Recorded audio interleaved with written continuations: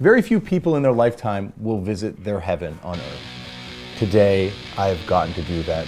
Oh, wow. This is Lexicon Devil? Yeah. That's Johnny Thunder's red leather jacket? Yeah. Look how small it is. Like a tiny little genius. Yeah. That is incredible. That is so cool. Oh, wow. And this bag of wall could talk. Look at all the Devo. Whoa. That's the photo. Wow, when you lived in.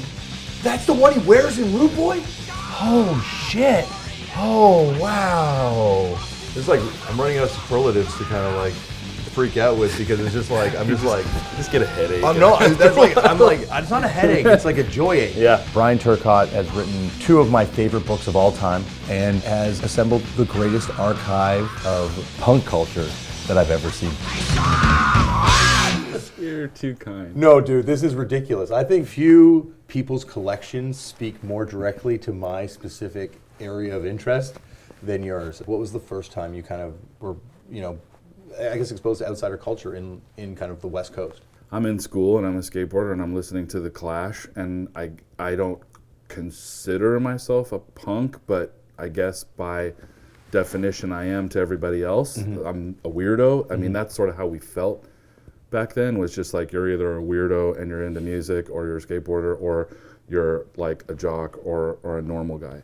And so this, kid from school who I'd known just comes up and hands me a punk rock flyer and says, like, you got to go to the show. And I was like, okay, no problem. And that was my first experience with a live, local San Jose, NorCal scene show, a circle pit. So I went to the show, and from that point on, it was just... What you're describing is like, that's the birth of the American modern youth subculture, is like that skateboarding, mm-hmm. Tony Alva, post Dogtown, I guess, kind of world. Was music tied into that right away? Was it like, were those guys also repping music at that point too?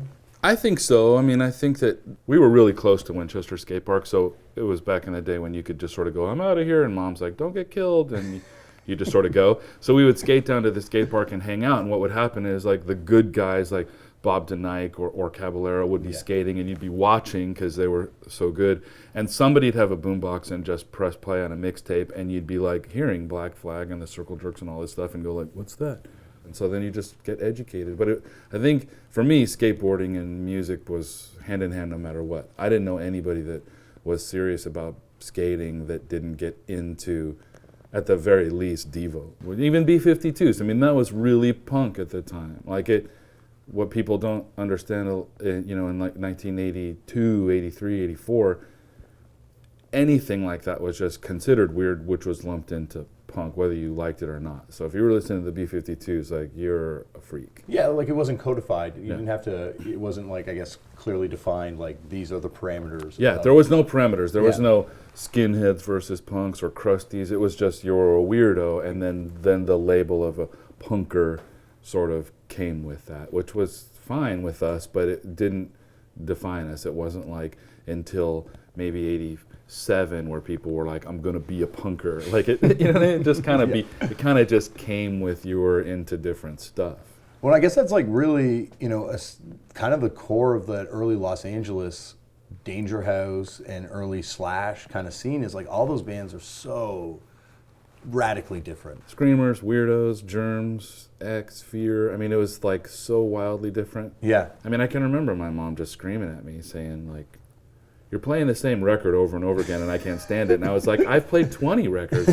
These don't sound anything alike. Like, how can you say that Dead Kennedys sound like Black Flag? You're insane. But much later, it started to become compartmentalized into certain sounds, certain looks, certain styles, or certain geographical location. And I think that's at the time when I started really getting into the art around the scene, mm-hmm. and maybe less about the music at the time, because the art always felt the way the scene felt to me more than the music held on to that feeling for some reason. I think that's the thing about that. The art is so, there's no real other motivation than getting that information out, getting that message out, and so it's so pure, super pure. I mean, it's like a I don't know. I guess it's like some weird cave drawing. Like it's just meant to do one thing for one moment in time. Yeah. And so I think it, like,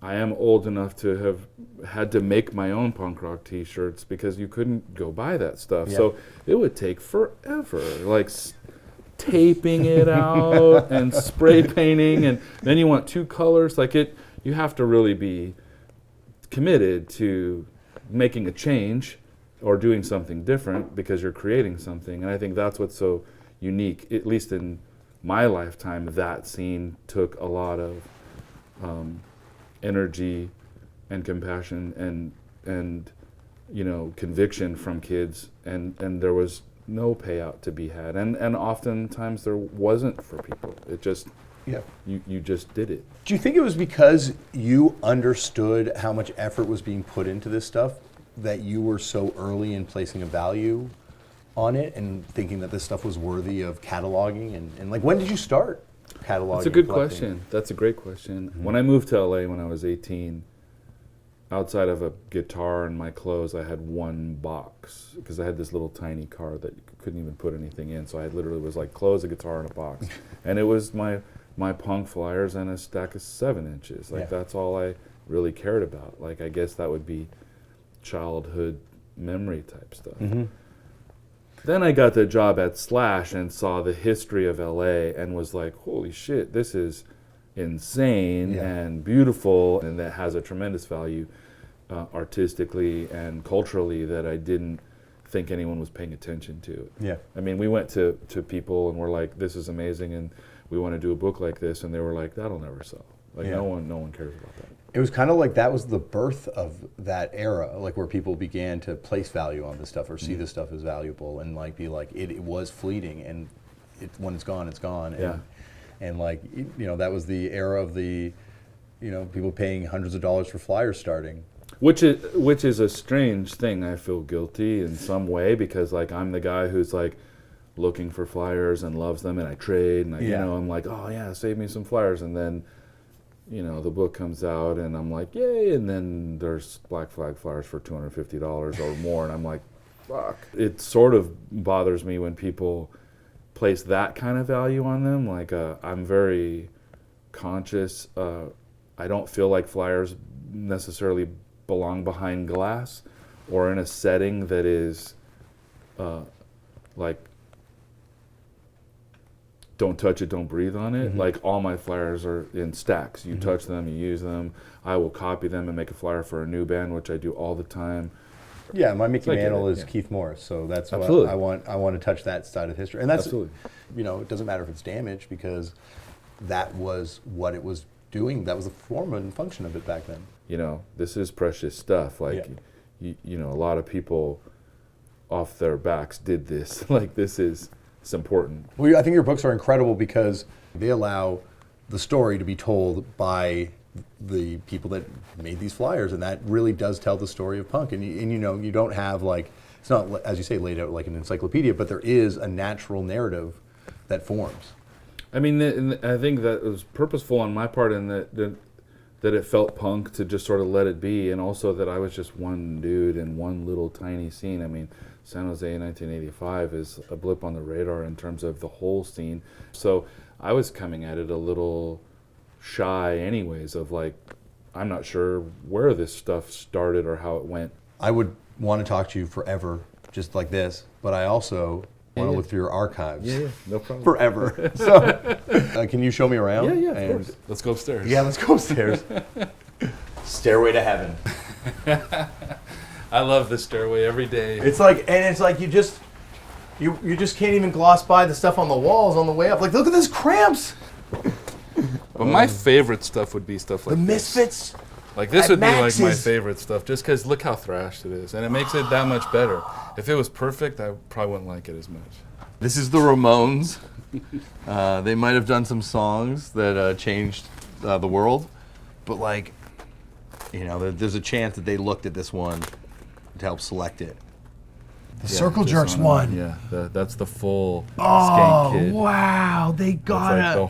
the whole. What about that Circle Jerk show with the COC on the back? Yeah. So this is like two of LA's first biggest punk bands coming together. This is like such a, I guess, amazing pivotal show at the Mask, where you kind of have these two bands that would influence so much music playing together for the first time. So here's everything. That's the layout for the Germ Yeah. single? Oh, shit. Oh, front wow. and back.